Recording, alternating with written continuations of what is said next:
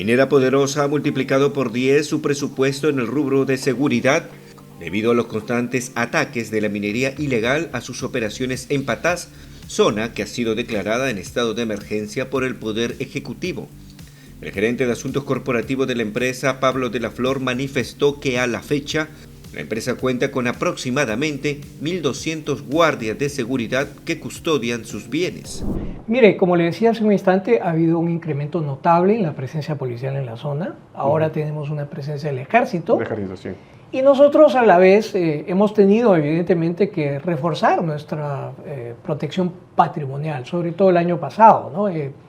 En la actualidad nuestro presupuesto dedicado a estos menesteres se ha multiplicado por 10 respecto a la situación que teníamos antes de la pandemia, y en la actualidad tenemos aproximadamente unos 1.200 guardias de seguridad que son los que custodian nuestras operaciones. Así que este deterioro de las condiciones de seguridad se ha traducido en mayores costos, ¿no es cierto? Y una merma en la competitividad, producto nuevamente de estos ataques y la defensa que tenemos que tener frente a estos ataques de los mineros ilegales, ¿no?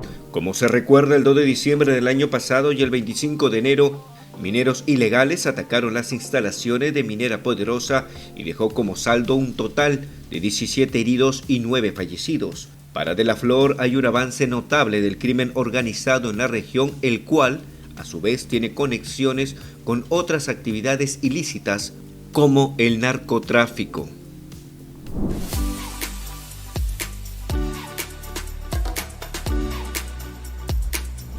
El valor de la exportación peruana de bienes logró nuevamente y por tercer año consecutivo un récord histórico al superar los 64.000 millones de dólares en el año 2023.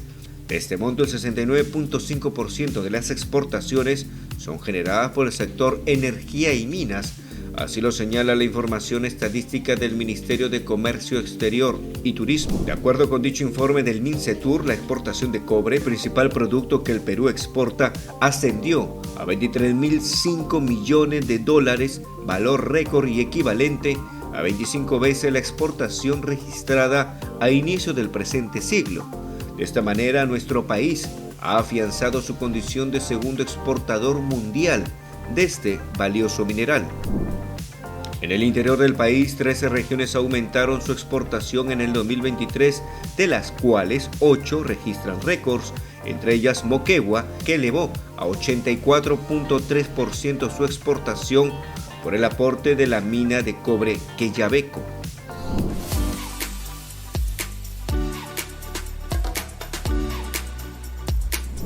La ejecución de la nueva sede del Colegio de Alto Rendimiento COAR de Tacna, que ejecuta Sauder Perú en alianza estratégica con el Ministerio de Educación, presenta un significativo avance del 90% a la fecha. Este importante proyecto de infraestructura educativa sigue adelante mediante la modalidad de inversión obras por impuestos por un monto aproximado de 100 millones de soles. El COAR Tacna generará mejores condiciones para la formación integral de 300 estudiantes tacneños de excelencia académica provenientes de las 4 provincias de la región: Candarave, Jorge Basadre, Tarata y Tacna, quienes ahora podrán vivir y estudiar en esta nueva institución educativa que cuenta con los más altos estándares de calidad. El proyecto tiene como objetivo común el consolidar a la región tacneña como primera a nivel nacional en el rubro educativo, posición de privilegio que ocupa en los últimos años según la evaluación censal de estudiantes del Minedu.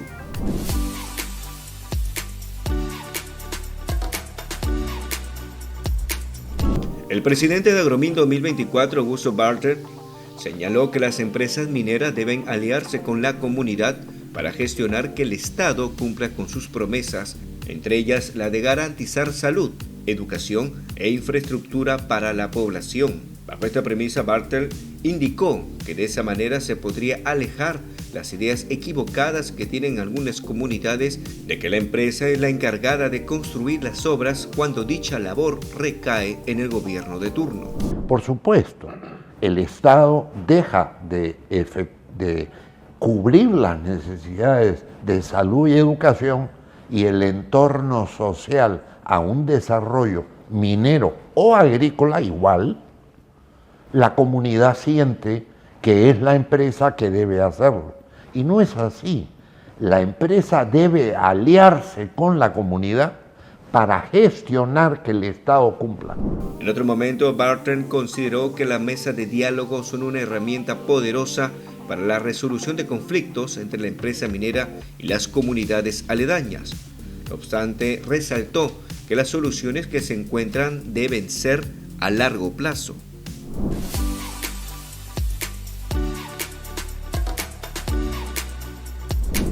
El presidente de Alianza de Obras por Impuestos, Darío Segarra, destacó los logros obtenidos y los desafíos enfrentados en el marco de la colaboración público-privada.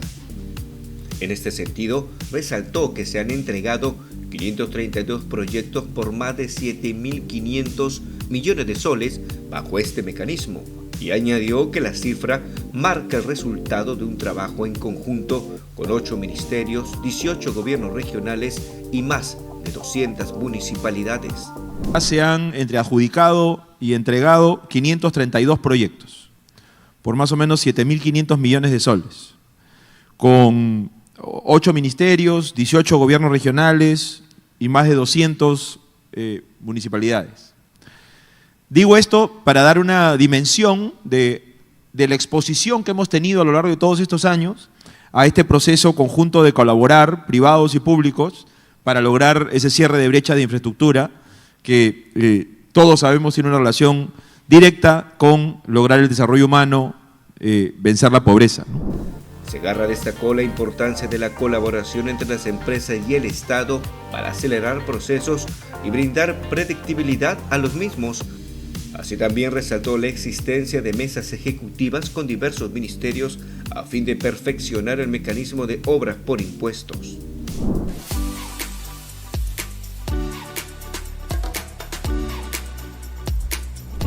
La participación del Perú en la Convención Internacional PIDAC 2024 constituye una oportunidad para mostrar al mundo las ventajas competitivas que convierte a nuestro país en un destino atractivo y confiable para la inversión extranjera directa en el sector minería.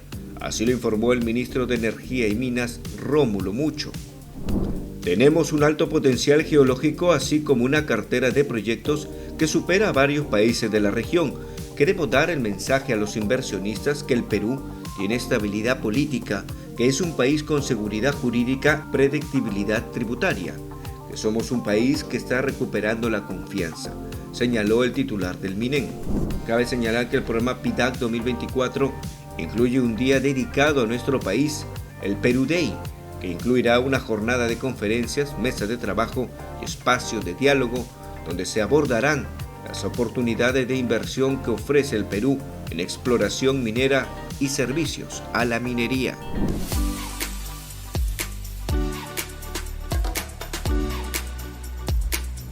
Cerro Verde ha anunciado planes ambiciosos para mejorar su unidad de producción Cerro Verde en Arequipa, con una inversión proyectada de más de 645 millones de dólares. La compañía tiene previsto realizar una serie de obras que abarcan la optimización de la disposición de relaves, la implementación de nuevas líneas de transmisión eléctrica y la ejecución de perforaciones geológicas exploratorias para identificar nuevos yacimientos. Según el Ministerio de Energía y Minas, la producción de cobre en el país alcanzó un récord de 2.755.066 toneladas métricas finas en 2023, consolidando a Perú como el segundo mayor productor mundial del metal rojo. Este logro se atribuye en gran parte a empresas como Cerro Verde, que lideran el camino en innovación y eficiencia operativa. Con una inversión significativa y un enfoque en la sostenibilidad, Cerro Verde se posiciona como un actor clave en el panorama minero peruano. Las modificaciones planificadas no solo mejorarán la productividad de la empresa, sino que también beneficiarán a las comunidades locales y al medio ambiente.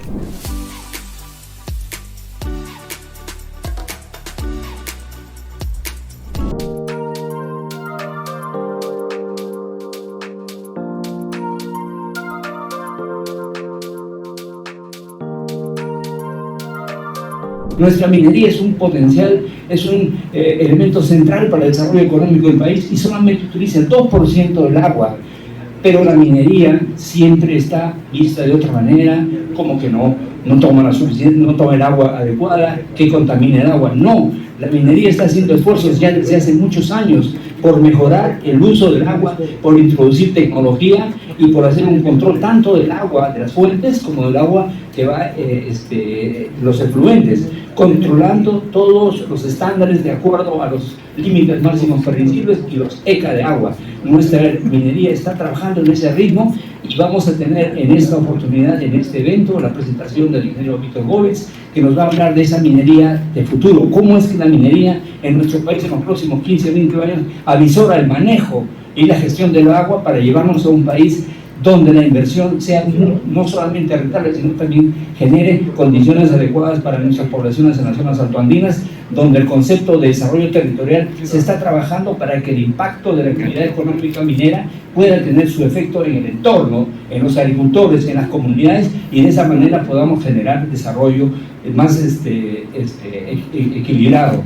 Porque necesitamos discutir, analizar soluciones que sean realistas para el país y que nos permitan en los próximos años, al 2030, al 2050, tener un país que maneje su agua y, como decía yo en oportunidad, y que el agua nos maneje a cada año, cada vez que se presente el niño, mediante estos decretos de urgencia. Deberíamos tener un plan, tanto para manejar eventos extremos máximos como para manejar las sequías. Y esos planes se van elaborando progresivamente, ajustando y analizando en el tiempo, y eso nos permitirá ser un país mucho más amigable con el medio ambiente y con su población, sobre todo en los próximos años.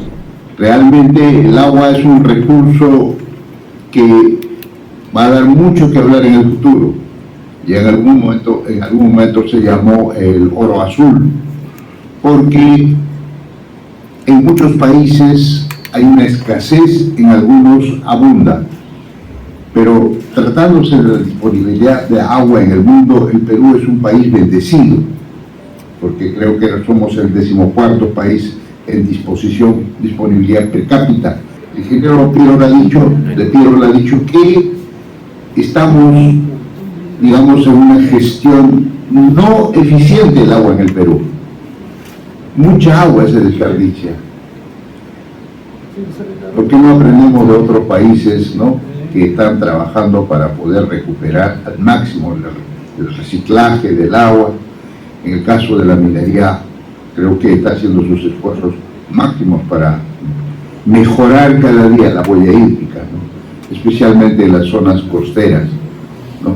Bueno, en la cordillera, como abunda el agua, ¿no?, más bien hay que cuidarse de cómo no impactar, que el agua que cae no ingrese, digamos, a la zona, y luchar todas las operaciones que hacen su canal de drenaje, ¿no?, para poder, digamos, no afectar dentro de las operaciones mineras. Bueno, lo que esperamos de Water Week es reunir a los profesionales, a los estudiosos, a los interesados y a los que toman decisión sobre el tema del agua en el Perú, para conversar temas, los ejes centrales de nuestra situación hídrica. Uno es la agricultura, dos es el tema de saneamiento y agua potable, el tercer tema es minería, y el cuarto tema es agua y medio ambiente y gestión y gobernanza social. Esos son los temas, los ejes en los cuales queremos conversar para poder tener ideas claras y salir adelante y saber qué cosas estamos haciendo, qué avanzamos en el Perú realmente en esos temas, a efecto de transferir después propuestas de solución al gobierno, de tal manera que pueda ser viable, que sean propuestas viables y de acuerdo a la situación real del país. La Asociación Peruana de Ingeniería Hidráulica y Ambiental, que es la que se relaciona con el agua como entidad privada sin fines de lucro, entonces ha decidido organizar el evento con el patrocinio de la Universidad Nacional Agraria La Molina y otros sectores como es el Ministerio de Energía y Minas, Vivienda y todos los sectores que usan el agua. Este evento de la Water Week es un evento sumamente importante y invitamos a todos los que nos vayan a escuchar que que participen del 18 al 20 de este mes en la Universidad Nacional Agraria, ¿no? Y donde tendrán la oportunidad pues, de contactar a especialistas de todas las áreas de riego, de ambiente, de saneamiento, de minería, etcétera, y directamente con ellos, ¿no? Sí.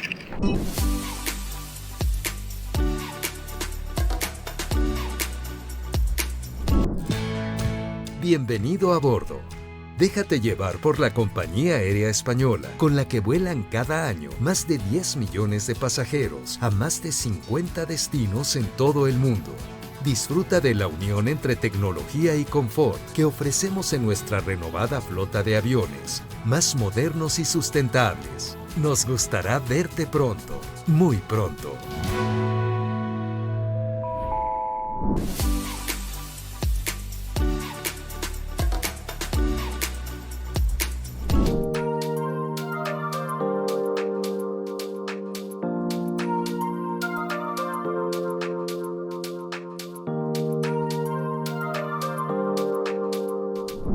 Y para tener ciudades exitosas necesitamos un alto índice de desarrollo humano y necesitamos esa conducta empresarial responsable, empresas que sean agentes de cambio, que trasciendan a la generación del valor económico, que es importante, pero que le generen valor a la sociedad.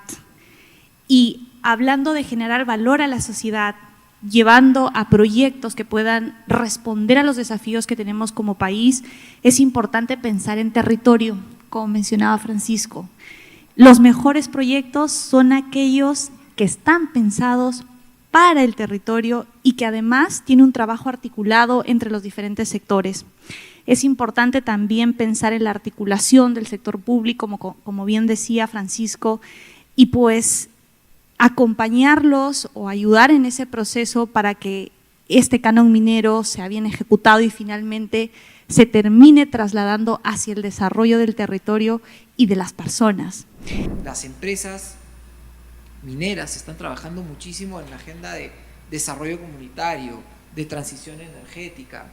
De hecho, viabilizan que muchas empresas y que la transición energética no solamente sea posible en este sector, sino también en otros sectores, porque permiten que exista esa oferta. Bueno, el trabajo que están haciendo, por supuesto, internamente con los colaboradores, también con la mano de obra directa e indirecta que trabaja en la mina. Entonces, hay un montón de iniciativas que justamente contribuyen a esa confianza. El saber que una lo ha podido realizar, pues va a incentivar y animar a que otras también lo realicen. Y ese es otro de los ejes de trabajo de Perú Sostenible. Primero, la movilización de los líderes. En segundo lugar, la contribución a esta innovación para enfrentar estos desafíos en conjunto. Y en último lugar, o en tercer lugar, la inspiración, donde se reconozca lo que se está haciendo y podamos lograr que las personas que pertenecen a las empresas y la sociedad se entusiasme con el progreso de las empresas y con el progreso también del país en consecuencia de ese crecimiento. Las empresas mineras tienen que, ante todo, y felizmente acá hay un avance muy notable en el sector minero del país, tienen que verse las empresas mineras a sí mismas como actores de un territorio, como actores territoriales, y a partir de esa autoubicación como actores territoriales, establecer relaciones de coordinación con los demás actores del territorio. Y por la experiencia que hemos sacado en Naciones Unidas, una relación fundamental tiene que ver entre las empresas mineras y los gobiernos locales, sobre todo porque la renta, parte importante de la renta generada por la empresa minera, es canalizada hacia los gobiernos locales bajo la forma del canon. Y el canon debiera ser, y lamentablemente no lo es aún, un poderoso instrumento de desarrollo para los espacios territoriales. Acá hay un reto entonces fundamental. Entonces, a partir de esa territorialidad es que las empresas mineras, no como entidades aisladas, sino como parte de un conjunto de actores, pueden efectivamente hacer una importante contribución, como ya hemos visto que se está dando en distintos ámbitos. Del lado de la minería, creo que lamentablemente al inicio probablemente del boom minero de los 90s, y yo lo viví desde mi ciudad, soy cajamarquina, así que conozco bastante de cerca el origen de lo que fue el boom minero para Cajamarca y de cómo está hoy. Creo que ha habido un inicio bastante difícil de procesar. Me parece que hubo una mirada muy entusiasta y muy citadina y muy probablemente moderna de lo que podía impactar la actividad minera en una comunidad tan chiquita y tan distinta, ¿no?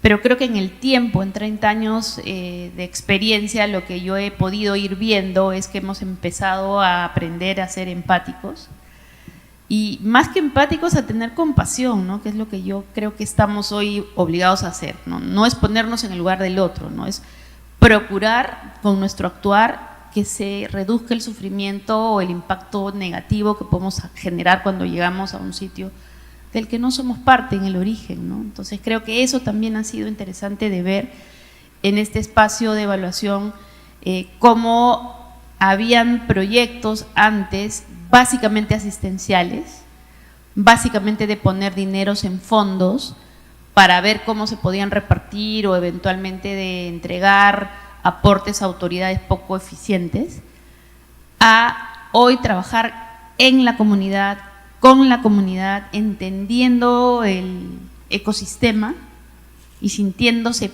parte del ecosistema y no como el salvador o el grande. Dentro de este espacio, mucho diálogo, y después del diálogo probablemente la decisión de hacer cosas que le hagan sentido al ciudadano. Entonces yo he podido ver eso en el tiempo, ¿no? En el espacio en el que me ha tocado participar, en los proyectos que he podido ver. La minería genera desarrollo, la minería genera puestos de empleo, pero también es importante que genere capacidades, y es por ello de que nuestra organización, Antapacay, a través justamente de nuestra gerencia de aprovisionamiento, tiene un programa que permite que las empresas comunales puedan desarrollarse y puedan ser capacitadas para que puedan llegar a tener los estándares que se requiere para poder presentar un servicio a una empresa minera. Vale decir, desde operaciones o servicios pequeños, como por ejemplo un movimiento de tierras o un servicio de abastecimiento de algún producto o insumo, todo ello requiere que el proveedor esté homologado, que cuente con una serie de indicadores, que cuente con una serie de requisitos que justamente lo establecen nuestros estándares. Por ello es que desde Antapacay venimos impulsando mucho este aspecto de las empresas comunales. Hemos superado una cifra al cierre del 2023 justamente enfatizando en la creación de las empresas comunales, pero principalmente en el desarrollo de sus capacidades técnicas, económicas, pero también en el fortalecimiento de las propias habilidades de las personas que lideran estas empresas.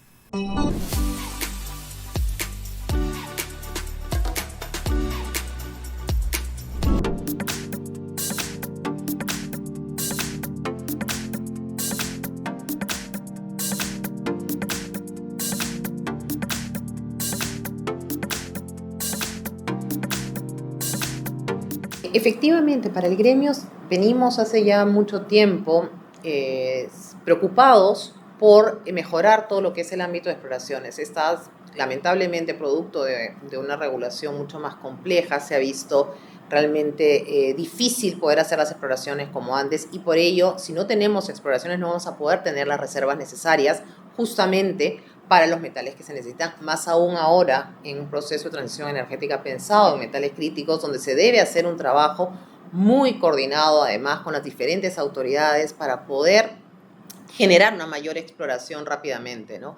Y en ese sentido hemos nosotros como gremio presentado unas propuestas al Ministerio que están siendo evaluadas para revisar los términos de referencia de lo que es los permisos ambientales, y también para poder reducir algunos permisos sin tener que bajar ninguna brecha, sino mantener, mejor dicho, la misma calidad, tratar de simplificarlos y hacer más ágil este proceso, ¿no?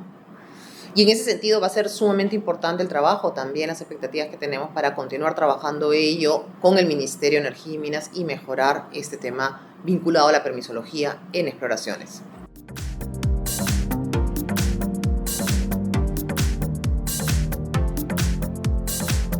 Para ellos también ha sido un reto el poder tener esa modificación del estudio de impacto ambiental, que va a significar pues 2.000 millones de inversión justamente para la empresa para poder ampliar la vida útil de la mina, que es sumamente importante pensado en la producción de cobre para el país, ¿no?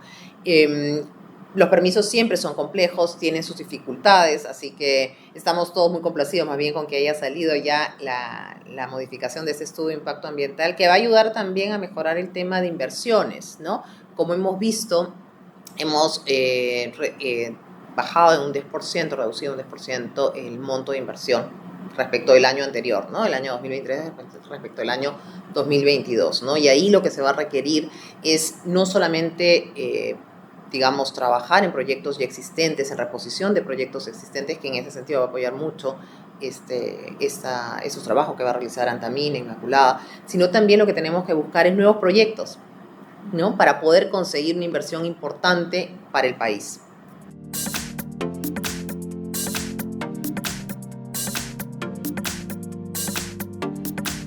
Hasta ahora lo que hemos visto en el Ministerio de Energía y Minas es que están avanzando en una ventanilla única digital informativa.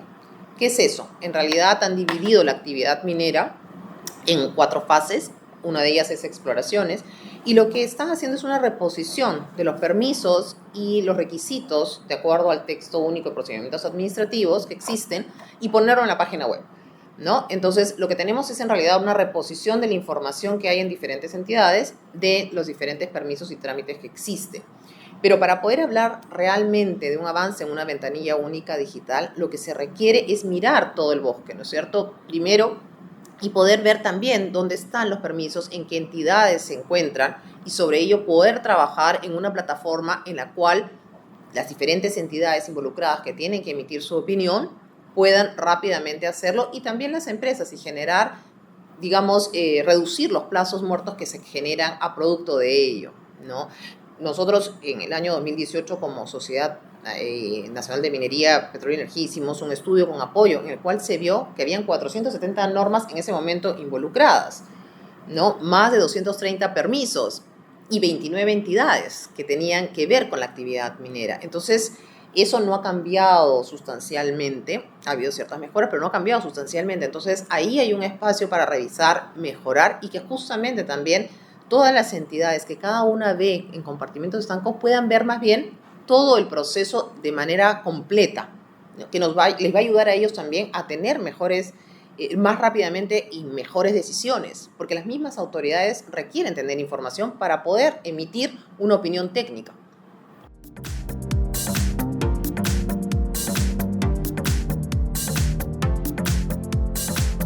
Hay tantas entidades involucradas que sentar a todas en la mesa es un poco complejo, ¿no? Va a depender en cada caso, pero creo que sí el tener una mirada completa del proyecto desde su inicio ayuda a que las autoridades tengan esta información que los pueda también reflejar en una más rápida decisión probablemente, o inclusive cuestionar, ¿no? Más rápidamente si es que hay un tema que consideran que no es pertinente, ¿no? Entonces creo que lo que falta ahí es esto, el que no estén en compartimentos estancos sino articulados, y que puedan, probablemente el tener reuniones continuas sobre determinados temas puede ayudar a tener una profundidad de información que les ayude justamente a las autoridades a poder tener una opinión técnica.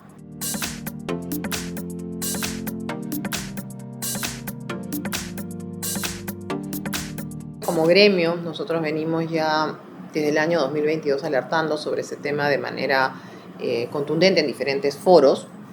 Hemos hecho inclusive un estudio que presentamos en Perumín el año pasado, en el cual mostrábamos que ya el día de hoy la minería ilegal estaba abarcando el 2.5% del PBI, involucraba una cantidad de dinero importante, además de toda la vulneración al medio ambiente, derechos humanos, los temas de seguridad, inclusive para el trabajo. La verdad que todo es un tema muy complejo. Vemos inclusive en el caso de lo que es la tala ilegal, cómo está avanzando con mucha más fuerza del año 2021 al 2023. Por ejemplo, se han talado solo en el corredor minero de Madre Dios más de 24.000 árboles. Entonces, estamos hablando de algo que avanza con mucha fuerza, ¿no? Además, obviamente, de las pérdidas económicas que ya hemos señalado, ¿no? Lo que tenemos entendido es que de acuerdo a la ley, el formalizarse está vigente hasta el 31 de diciembre de este año, producto de, los lamentables hechos que han sucedido sobre todo el año 2023. La Presidencia del Consejo de Ministros creó una comisión para presidirla a ellos, donde se tiene que designar un alto comisionado. Estamos a la espera, más bien, la designación de este alto comisionado que preside esta comisión y que aborde el tema de manera integral, porque el día de hoy se tiene que hacer un abordaje integral de toda esta problemática, ¿no? Y como te digo, estamos esperando, sé que ya han tenido alguna reunión la comisión para hacer un plan de trabajo. Nosotros esperamos también colaborar con la comisión en la medida que lo consideren pertinente. Nos hemos puesto a disposición y que nos inviten cuando lo crean conveniente. Y en esa comisión pues están muchas autoridades, muchos ministros de Estado que esperamos que aborden el tema, ¿no? Esto por un lado, ¿no? En el caso del propio Reinfo, que hemos visto que el día de hoy pues es una patente corsa justamente para realizar actividades ilícitas. Entendemos que el Ministerio del Interior ha sacado un decreto legislativo, el 1607, para combatir el crimen organizado, pero se requieren mucho más medidas. Para nosotros, más allá del tema, nosotros en nuestro estudio hemos visto que el abordaje pues tiene que ser integral, ¿no? Entonces, y lo hemos basado en 4 ejes. Uno, obviamente, seguridad, porque hay zonas en las que en realidad es mucho más complejo este tratamiento. Otros son cambios normativos, porque tienen que existir cambios normativos. No podemos tener un proceso de formalización que no concluya y más bien apoyar en una real formalización, ¿no? Y que además este proceso pues, de formalización no sirva más bien para hacer actividades ilícitas. Tenemos también que fortalecer instituciones, ¿no? Vemos que toda esta fiscalización de esa minería artesanal está a cargo, por ejemplo, de las autoridades regionales. Entonces, ¿qué tantas capacidades tienen para poder hacerlo? ¿Qué tantos recursos tienen? Porque también estamos hablando de múltiples procedimientos que tienen que revisar y que probablemente no tengan las facultades para poder hacerlo, ¿no? Vemos lo complejo que es a nivel nacional, imaginémoslo también a nivel regional, además con los cambios de autoridades, etc. Y también vemos que también hay un trabajo para realizar en todo lo que tiene que ver la trazabilidad, ¿no? Nosotros creemos mucho en hacer la trazabilidad tanto del oro como también de los insumos, de los explosivos, de los equipos, hacer también en realidad mejorar lo que es el registro de las plantas de beneficio para saber exactamente por dónde se procesa el oro y también lo que es el transporte, ¿no? Tener las vías de acceso pues totalmente controladas porque sabemos por dónde en realidad van los camiones cargados de oro, ¿no? Entonces creemos en ello, en este proceso un poco más, como decía, en un abordaje integral. El MEF entra claramente por el tema de recursos, ¿no? O sea, hemos visto, por ejemplo, que los recursos que tienen las autoridades regionales son escasos, los transfiere el MINEM, no son montos muy altos para poder dedicarse a lo que es las direcciones especializadas en minería, ¿no? Las direcciones de minería o las gerencias de minería.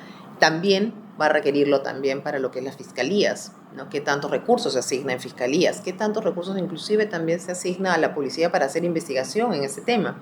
No hay una unidad especializada en lo que es minería ilegal y estamos hablando de una actividad que creemos, y la actividad ilícita que creemos que es mayor al narcotráfico. Entonces ahí se requiere también, ¿no? Un cuerpo especializado que pueda hacer las labores de investigación y de seguimiento, ¿no? Y todo ello además asociado y vinculado a rendir cuentas, es decir, ¿no? El trabajo de cada uno, hacia dónde estamos yendo, hacia qué se está dirigiendo y cuáles son los resultados. Porque tiene que ser un trabajo conjunto y coordinado y articulado.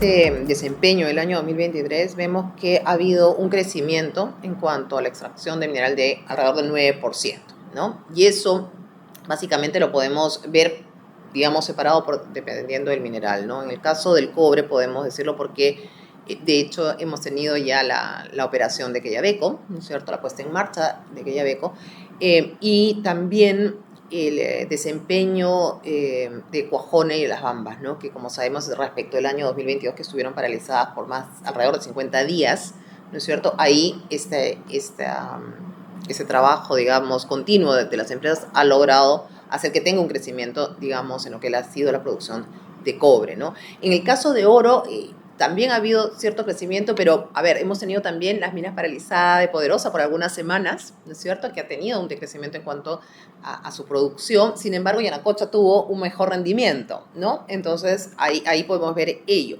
En lo que es el estaño, lamentablemente, producto de los conflictos sociales de inicio del año pasado, la mina de San Rafael estuvo paralizada por un par de meses. Entonces, ahí sí ha habido una menor producción de estaño, además también ha estado asociado a menor valor, menor precio. Y en lo que es el hierro también hemos visto ciertos avances, ¿no? En lo que es exportaciones también hemos visto que han mejorado en alrededor de 12%, producto también del volumen exportado y de los precios. Ahí está ese tema asociado, ¿no? Y en el tema de inversiones, lamentablemente, como decíamos, hemos visto un decrecimiento de alrededor de 10%, ¿no?, respecto del año 2022. Y ya el 2022 tenía también un ligero decrecimiento respecto al año 2021, ¿no? Entonces, lo que tenemos que hacer ahí es, más bien, cambiar esa tendencia, y solo se va a poder conseguir a través, obviamente, de mayores exploraciones y de mejora en permisos, y como también dices, Mónica, el tema de seguridad y confianza en el país, ¿no?, que va a ser una tarea, en realidad, sumamente importante para este gobierno.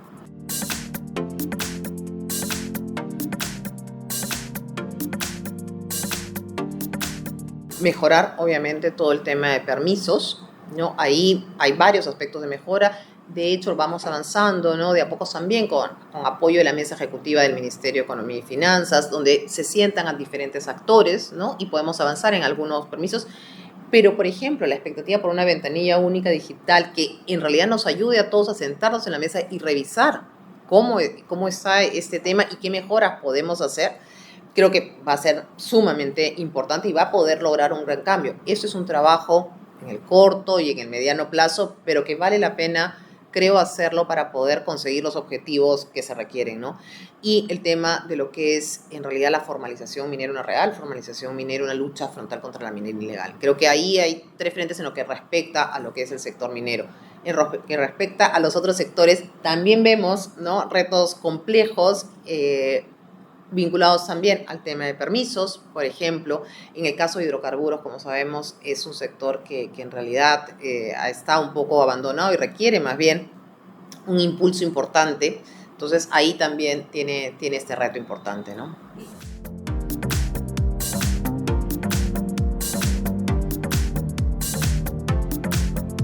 Sí, ahí lo que se requiere es una real promoción de los lotes que están para poder ser explorados y explotados, ¿no? Se requiere una inversión importante y para ello una seguridad para que las empresas que vengan lo puedan realizar.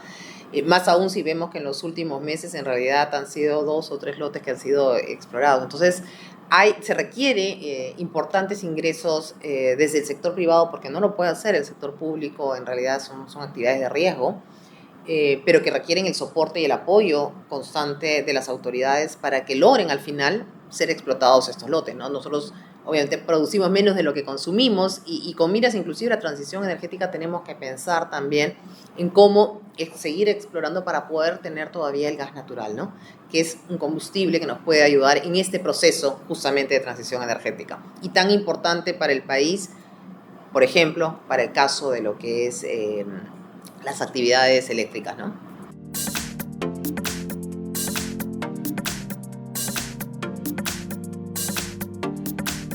Ahí también, como te decía, tienes varios temas. Uno de ellos, el tema de los permisos, que también es un tema a revisar y que hay aspectos de mejora ahí. Y también hay diferentes aspectos normativos. No nos olvidemos que desde el año 2022, por una sentencia de la Corte Suprema, del Poder Judicial, el día de hoy, para lo que es las actividades eléctricas, también se requiere consulta previa. Entonces, ahí hay, por ejemplo, un procedimiento que todavía no termina de cerrarse, cómo se debe realizar, ¿no? Sobre todo pensado en actividades que son un poco complejas, como construir una línea de transmisión que pueda abarcar miles o cientos de kilómetros, por lo menos, ¿no? Entonces, cómo hacer realmente efectiva esta línea, estos procesos de consulta previa, que antes no se requerían, ¿no? La ley antes no lo establecía porque eran sobre la base de la existencia de servicios públicos, ¿no? Que llevaba a que sea importante hacerlo dentro de los tiempos razonables, ¿no? Más aún si vemos que tenemos unos planes de transmisión eléctrica que se tienen que cumplir para poder lograr el suministro de energía eléctrica y además los planes de emergencia que existen producto de ello.